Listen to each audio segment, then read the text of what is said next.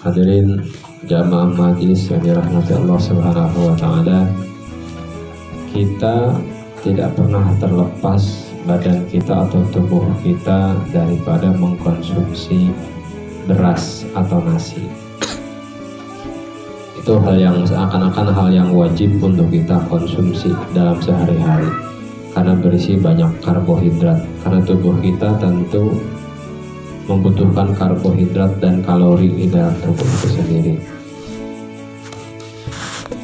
Maka ada satu hal yang ajaib, yang istimewa, yang luar biasa yang terkandung di dalam nasi. Dan ini dijelaskan di dalam beberapa kitab. Antara lain dijelaskan bahwa wa yusannul iksaru 'inda aklihi minas salati 'alan nabi sallallahu alaihi wasallam li'annahu kana jawharan fil jannah awda'allahu fihi nur Muhammadin sallallahu alaihi wasallam falamma kharaja minhu nur al-muhammadiyyi tafattat fa khaliqa minhu al-aruzza. Keterangan ini menjelaskan tentang nasi.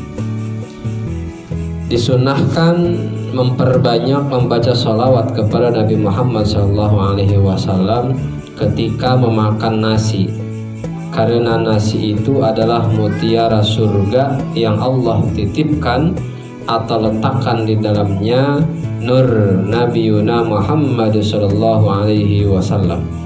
Maka ketika nur Nabi Muhammad SAW keluar, maka mutiara itu pecah berkeping-keping, maka Allah ciptakan nasi dari mutiara surga Allah Subhanahu wa ta'ala.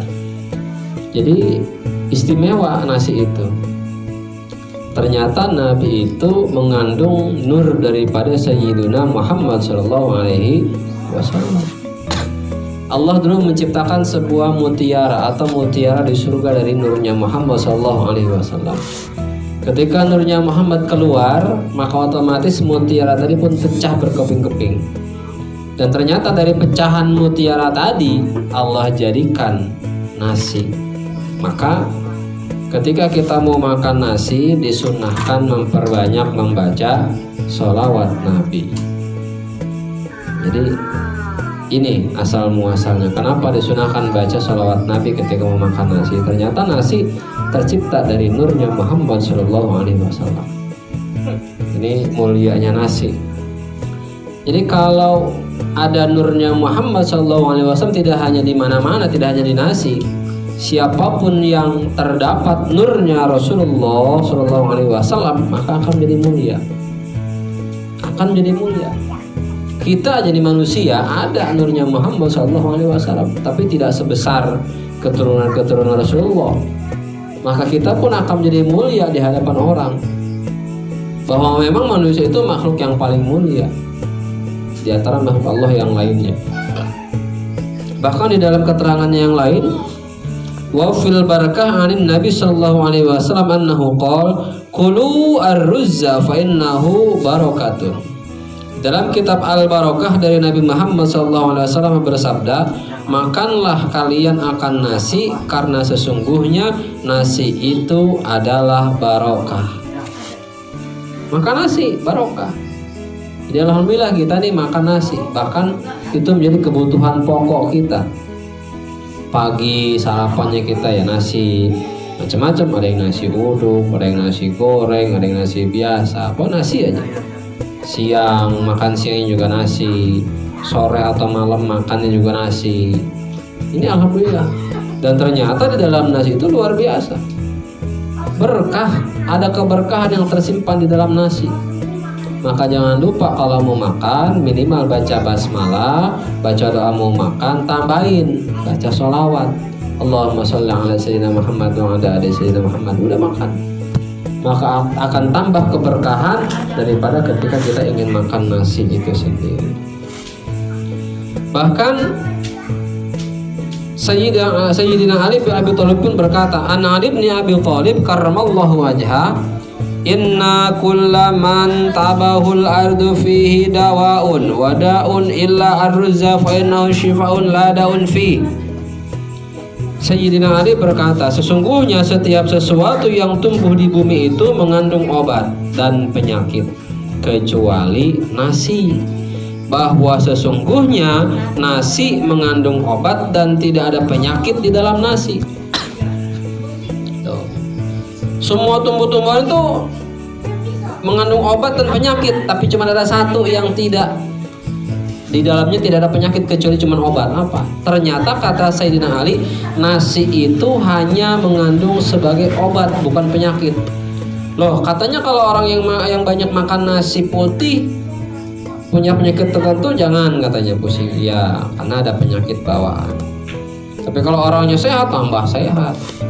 Kalau teratur makan nasinya, insya Allah. Siapa yang mengatakan? Sayyidina Ali bin Abi Thalib. Contohnya, jangan orang yang punya penyakit, kita aja yang sehat. Kalau terlalu banyak makan nasi, karena kita nggak ngikutin aturan, ini kan perut kita kan kembung nih, kencang luar biasa.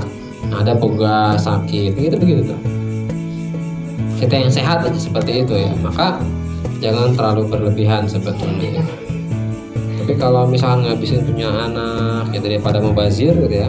Bahkan orang-orang dulu, ulama-ulama dulu tuh nggak pernah menyisakan nasi walaupun satu butir, ya. Dan kita diajarkan oleh guru-guru kita kalau makanan nggak habis, maka kita niatkan untuk sedekah dengan makhluk Allah yang lain. Kita buang, tapi niatkan sedekah. Ada di situ semut, ada di situ mungkin belalang, ada di situ mungkin ayam, kucing dan lain sebagainya. Maka kalau kita niatkan sedekah, insya Allah berpahala di sisi Allah. Dan ternyata dari keterangan di atas itu, nasi diciptakan oleh Allah Subhanahu wa Ta'ala dari nurnya Muhammad Sallallahu Alaihi Wasallam. Oleh karenanya sunnah kita baca sholawat. Jadi keterangan ini ada dalam kitab Syarah Sitin Masalah, ada di halaman 124. Kebetulan ada kitabnya. Kemudian tidak hanya dalam kitab Syarah Sitin Masalah, ternyata dijelaskan juga di dalam kitab Bajuri. Di dalam kitab Al-Bajuri Al-Allamah Al-Fadil Al-Syekh Ali bin Qasim Al-Bajuri diterangkan bahwa wa tusannus shalah 'alan nabi sallallahu alaihi wasallam inda aklihi li'annahu khuliqa min nurihi, dan disunahkan membaca sholawat kepada Nabi Muhammad sallallahu alaihi wasallam ketika memakan nasi, karena nasi diciptakan dari nur Sayyiduna Muhammad sallallahu alaihi wasallam. Jadi ada dua keterangan nih. Kita disunahkan untuk membaca sholawat ketika makan nasi. Pertama dalam kitab Syarah Sitin Masalah. Yang kedua dalam kitab Bajuri Ali bin Qasim, kitab fikih dijelaskan. Dalam kitab Bajuri itu halaman 264. Setiap kali kita ingin makan nasi disunahkan untuk baca sholawat Nabi. Setiap mau makan nasi disunahkan untuk membaca sholawat Nabi. Kenapa? Karena nasi tercipta daripada nurnya Sayyiduna Muhammad Sallallahu Alaihi Wasallam. Nah, oleh sebab nasi diciptakan dari nurnya Muhammad Sallallahu Alaihi Wasallam, maka jangan kita menghina nasi, jangan mencela nasi. Secara tidak langsung berarti kita mencela nurnya Muhammad Sallallahu Alaihi Wasallam. Nah, ini satu pelajaran untuk kita bersama bahwa ternyata ketika makan nasi disunahkan kita untuk membaca sholawat Nabi Muhammad Sallallahu Alaihi Wasallam karena mengandung nurnya Muhammad Sallallahu Alaihi Wasallam. Dan gak rugi kita baca sholawat, dapat pahala.